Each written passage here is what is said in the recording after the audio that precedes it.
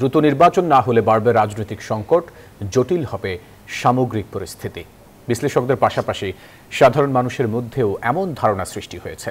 তারা বলছেন, সংঘাত সহিংসতা এড়াতে ফেব্রুয়ারির মধ্যেই জাতীয় নির্বাচনের কোনো বিকল্প নেই।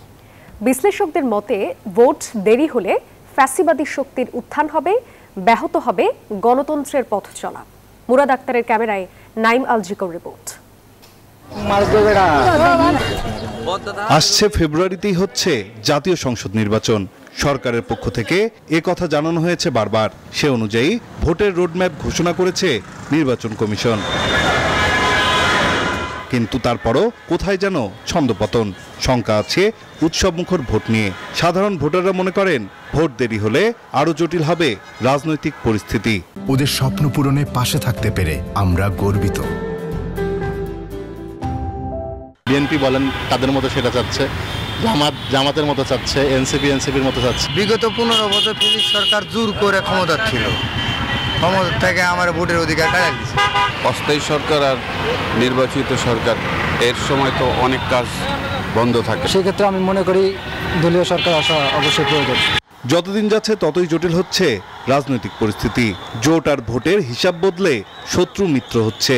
বদলে যাচ্ছে রাজনৈতিক সঙ্গীদের আচরণ।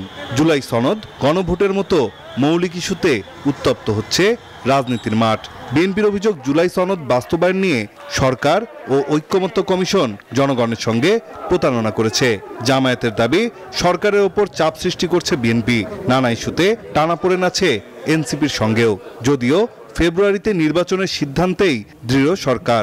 ইলেকশন 15 ফেব্রুয়ারির আগে ফেব্রুয়ারি প্রথমার্ধে হবে। গণভোট আয়োজন বা অন্য কোনো ইস্যুকে যদি কেন্দ্র করে যদি নির্বাচনটাকে প্রলম্বিত করতে চায়, শুধু গণতন্ত্র নয়, বাংলাদেশের সামগ্রিক পরিস্থিতির জন্য আপনি এটি ভালো হবে না। তবে পরিস্থিতি যাই হোক, রাজপথে আর সংঘাত সহিংসতা দেখতে চায় না সাধারণ মানুষ।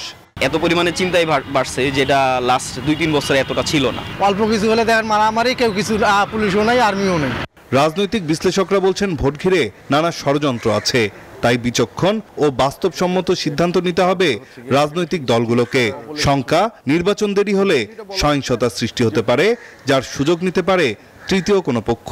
অনিশ্চয়তা যখন আসবে তখন দুইটা ঘটনা ঘটবে। এক, রাজনৈতিক সংঘাত আরো বেড়ে যাওয়ার পসিবিলিটি আছে। বিগত রেজিম যেটা ছিল, তারাও নতুনভাবে আবার ঝামেলা তৈরি করবার একটা চেষ্টা করতে পারে।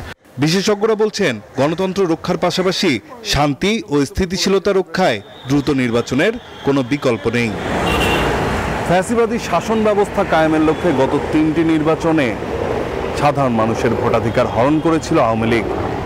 তাই নতুন দেশে নির্বাচনকে কেন্দ্র করে সাধারণ মানুষের মাঝে আগ্রহের কমতি নেই।